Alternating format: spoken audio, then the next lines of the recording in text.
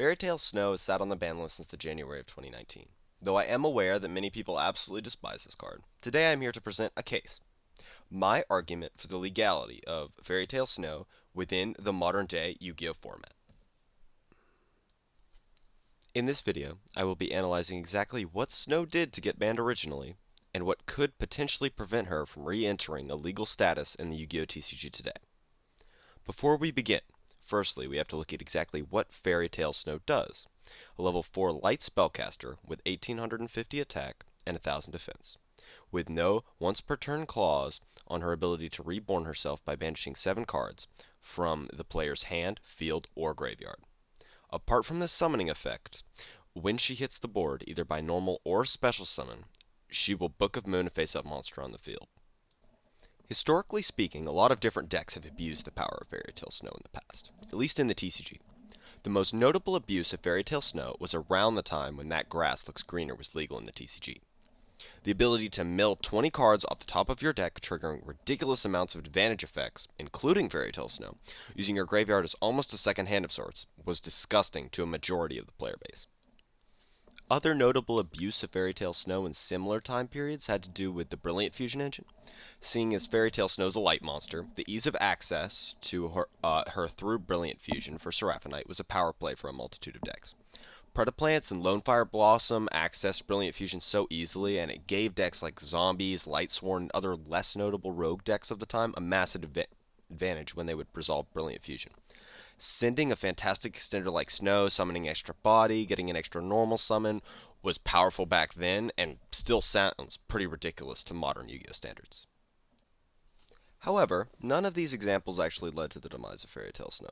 Funnily enough, according to the data provided by Yu-Gi-Oh! Top Decks, the usage of Fairy Tale Snow in higher tier decks hit a peak in the April of 2017, and when it was finally banned in the January of 2019, the card's representation in Top Decks was barely a fraction of what it had been in April. So what was the nail in the coffin for this card in the eyes of Konami? There are two possible answers to that question, but the truth is probably a combination of the two. In January of 2019, there were 2 decks running around using Fairy Tale Snow avidly.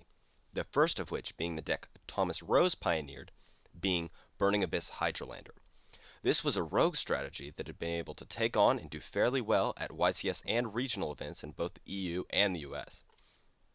This deck abused Beatrice the Eternal Lady as a foolish burial for Fairy Tale Snow on the opponent's turn, using Snow as both a quick effect interrupt and fuel for Orbital Hydralander summoning conditions and effect resolutions. Though this deck was powerful, in a meta dominated by many other clearly more oppressive decks, it was a solid tier 2 or tier 3 contender.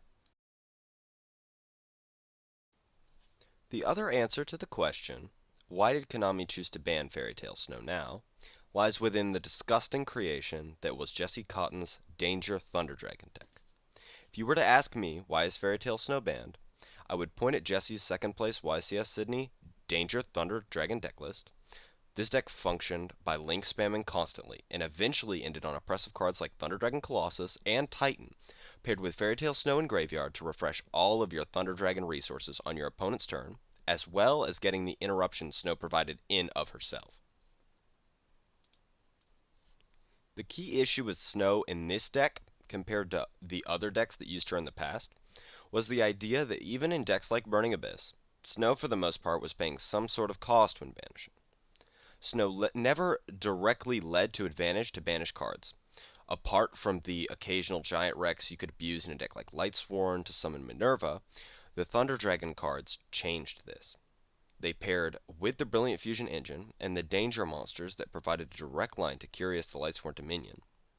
Snow was easily sent to grave and began to directly gain the player card advantage when activating her. To banish cards like Thunder Dragon Dark and Roar gained so much advantage for the player, a lot considered it just absurd. This deck was absolutely ridiculous. So much so that the lifespan of this variant of Danger Thunder only lasted a week or so after Jesse's success, before Konami finally decided to smite Fairy Tale Snow into the ground with the January ban list. So now that we've established why exactly Fairy Tale Snow did originally get hit in the eyes of Konami, how would Snow function in the modern format? Well, to decipher this, we have to decide what could abuse Snow nowadays. and if any of the things that originally abused her are still viable. Going all the way back to 2017, problem cards like That Grass Looks Greener and Brilliant Fusion are gone on their own merits. They are two insane cards that likely will not be coming back anytime soon. Sorry to break it to all the Gym Knight players in the audience, but consistent FTKs are not exactly what Konami wants to build their game around.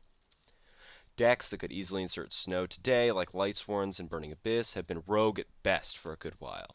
Generally speaking, the hit to Snow is probably the Burning Abyss hit that really killed any possible consistent competitive edge for the deck.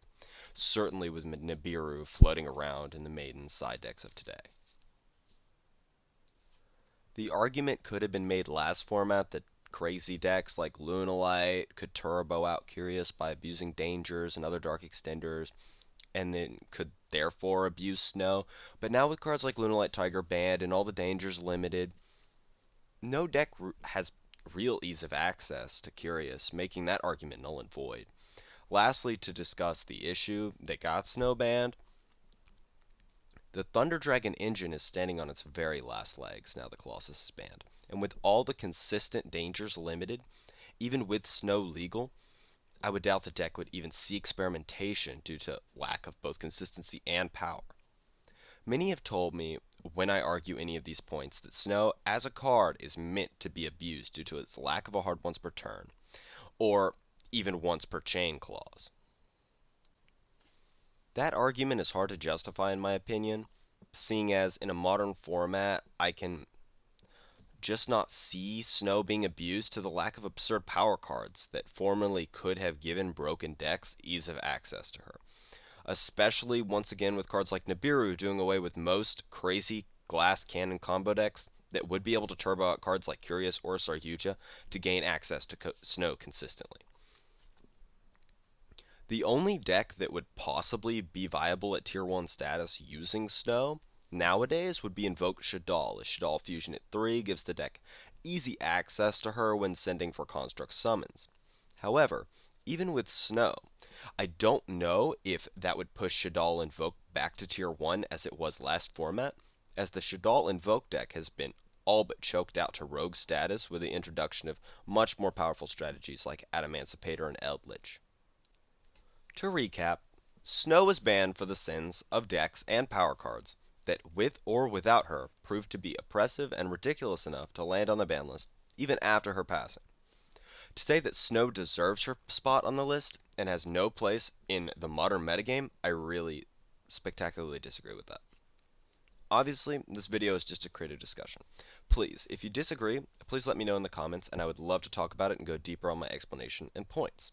Until next time, I try and stream on Twitch often. Pass me a follow. My ad is SleepyYGO. I'd appreciate all of it. And I appreciate all of you. Goodbye.